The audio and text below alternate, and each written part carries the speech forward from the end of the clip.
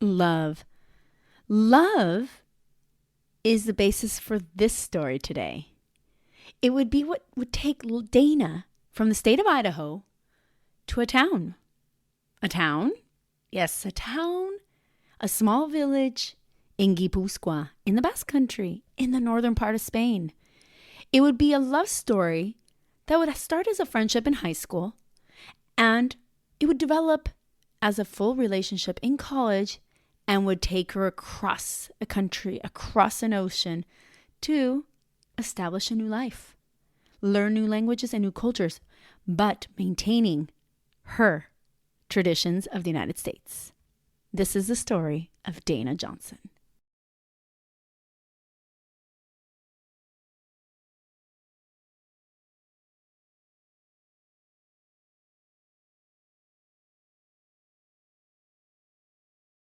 Yay! I get to do my first episode with a dear friend of mine. Welcome, Dana, to the Immigrant All Around. Thank you for having me. Well, I'm going to let Dana, of course, tell her story, but a brief introduction to how we met. In 2014, I was studying Basque in Lascaux in my Spide. Lascaux is a little village in Guipuzcoa. And I was studying there, and one of my teachers happens to be connected to Dana. I'll let her explain that later. And she says, "Do you know Dana? She's from Boise." Nope, I don't. How do you not know her? Boise, everyone knows each other. Like, well, Boise's quite large. And well, little putting it all two and two together. Okay, I have heard of her, but we didn't know each other. So we got the chance to meet. And that's what led me to first teach in Lascaux that same year in the fall when I moved to the Basque Country. And then we became friends ever since. So that was back in 2014. So Dana, once again, welcome. And we're going to get started on telling everyone your story. Great. Can't wait. All right, Dana, just a little brief introduction. Tell us a little bit about where you're from. Do you have, are your roots in the Basque Country, or what brought you here? I'm from Idaho. I was born in Twin Falls, and then we moved to Boise when I was maybe 4 or 5 years old. So I consider myself a native Boisean more than from Twin Falls.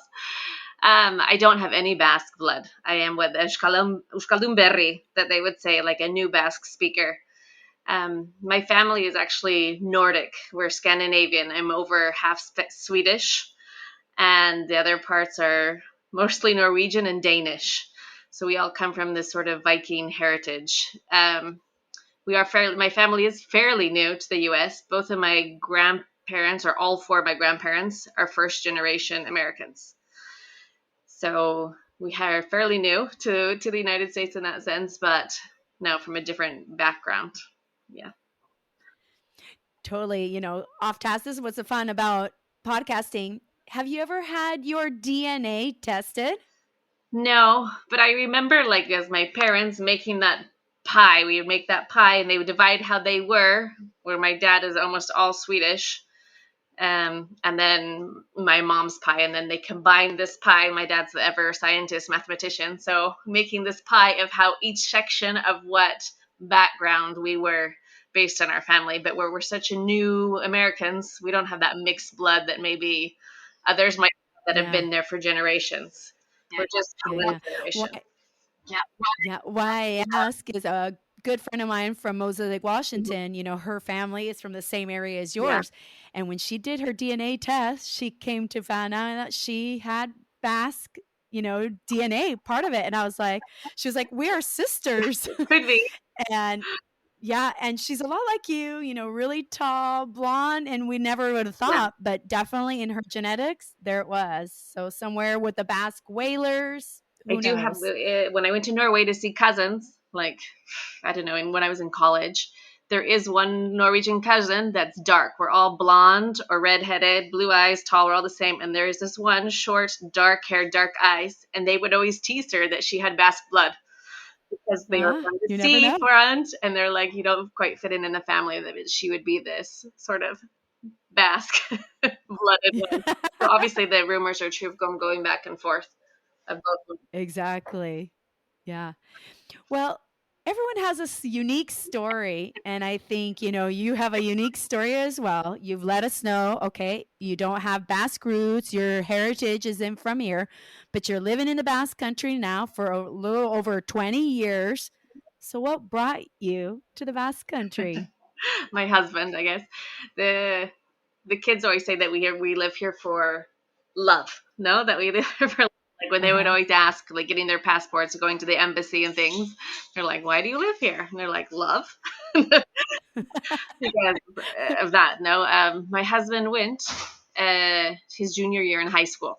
He wanted to do an exchange. He went for 1 month in the summer and really liked it. He had sort of a Boise connection too. There was like a family Mm-hmm. of brothers, and one of the brothers came to study Spanish at Oñati University, is where they used to study back in the day from Boise State. Well, actually, he was a Vandal. He was from U of I.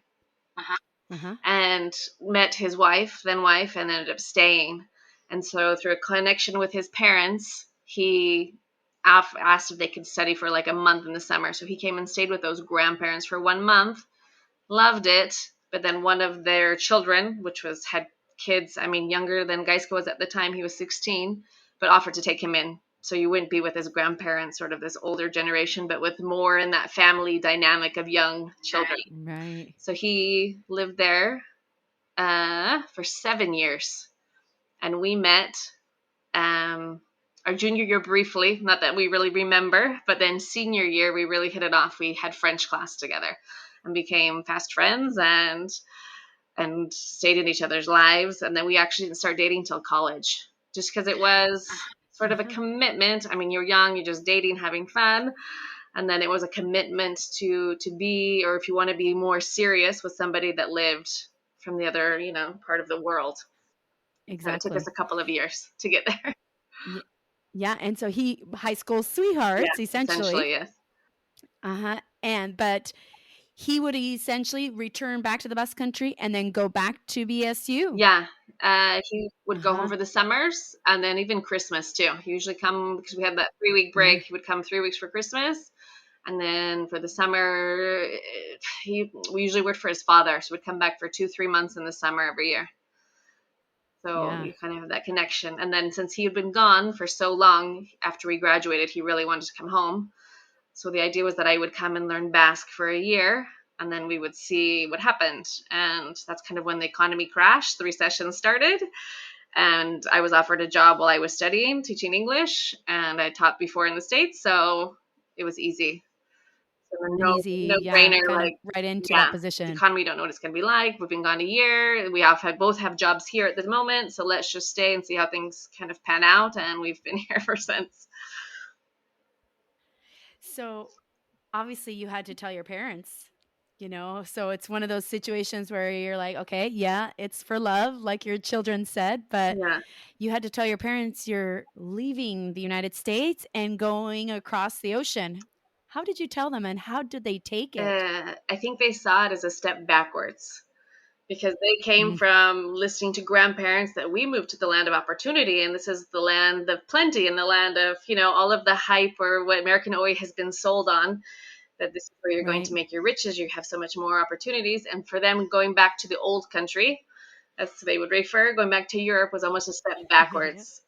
And that they would just, that my grandparents would be rolling in their graves to know that I was going in the wrong direction, according to them, even though they had been here and visited family, because it is that close. They have first cousins in Europe, in Norway, Of mostly in course. Norway. Nowadays in Sweden, that we've lost more connection, but I don't know. It was that. So I mean, there's that part too. But Yeah.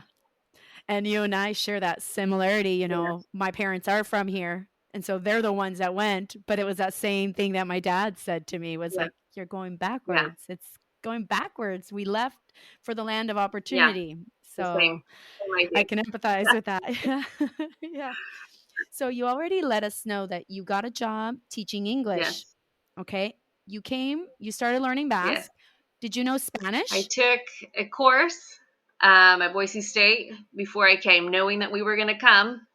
So you have to take a language. So I took a year of Spanish, My background, I Mm-hmm. always did French. So I had like 4 or 5 years of French under my belt. That's how I met my husband, obviously, in French class, because he used to Uh, go to French summer camps. And so he knew French, and so he thought it would be an easy A, an easy grade yeah. to help his GPA. So he always took French because they wouldn't let him take Spanish, knowing all you're from Spain, but not realizing that he grew up speaking French too. Um, so I had that background, and then I was like, I'll take Spanish for my year. I'll change to French to Spanish for him, and then I took all the Basque like history courses at Boise State too. In my senior year, just added on these extra classes just to kind of have a background of history, of knowledge of where I was going.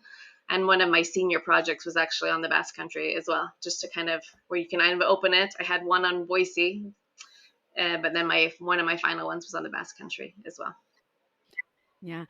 So you got hired and your Basque level wasn't that high then at that moment when you got hired as a teacher. Uh, yeah, it was. I was okay. Do you know what I mean? I think Uh-huh. I kind of when you come to a small town of 1,500 people, and it's not a town that really has Spanish speakers. There was two families that were known as Spanish speakers that were not from here, that did not have the 8 Basque surnames that they always talk about here, but two Mhm. families out of the whole town of 1,500. So you had Basque. Spanish wasn't really an option in that sense.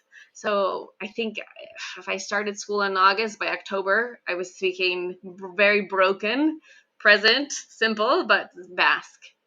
And so you just Communicating. communicating, because there was no other way to communicate with everybody around me here. And nobody really knew English back then either. So Of it was course. like I had that Spanish to kind of get me by, but I remember being in class with 3 dictionaries, like English to Spanish, Spanish to Basque, Basque to English, because often they would explain grammar and things in Spanish, but I didn't know enough Spanish to kind of figure it Put piece it together, together. So I yeah. would look up what they were explaining in Spanish, and so I kind of learned 2 languages together. You're fully Yeah. immersed. We're living with his family. My whole world was in a language that I never spoke English for hardly a year.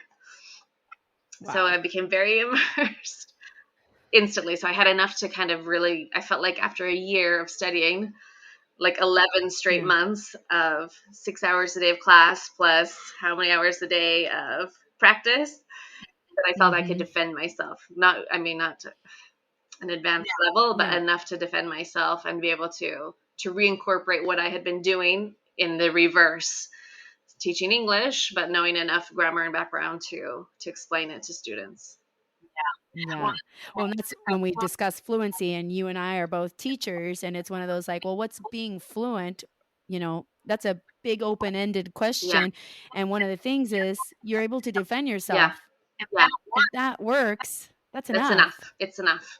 And you can always improve. Mhm. Even in your own mother tongue, you can always improve. There's always new words when you read a book or you hear something. There's always something to learn. It's very organic. Learning the language is very organic, and it Right. never really finishes. It's always growing, and you lose with words too. You forget too if you don't Mhm. continually pursue that quest of knowledge. Or Developing the language and increasing your vocab, yeah, etc. Yeah. Well, how long did it take you to adapt your new life? I mean, you didn't just move to a new country and focus on learning one language. You moved to a country that the culture was new to yeah. you. You had to learn two new languages, new friends, new family. So, how long did it take you to adapt? I think a long time. I think we kind of jump into a group of friends because my husband had his cuadrilla here, his group of friends, but they were all boys. Hmm. And there were some girlfriends kind of like in addition, like I was the addition too.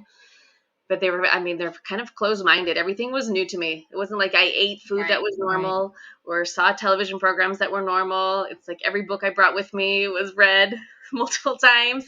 It wasn't like the network nowadays where you can just get online, and I had Right. email, but that was it. Only email. I mean, this is 99, where it's technology is not what it is No. now. So it's not like I could go to the library. It's not like they had books in English like they do nowadays. They started bringing books in English after I moved here and asking me for Yeah. students and what books to buy for little kids enough to kind of help. But at that point, it wasn't developed. So you're really immersed. It was kind of this overload at the beginning because everything was Hmm. different, not anything from what my background was. Nothing was Yeah. nothing was similar. you're going back to, we lived with his parents at the beginning. So you're also going back to live with a family that's not yours after being independent since you're 18, which is the more, more of the American way, that you kind of find your own way and make your own way, pay for your own way. So that was another dynamic to kind of strum. And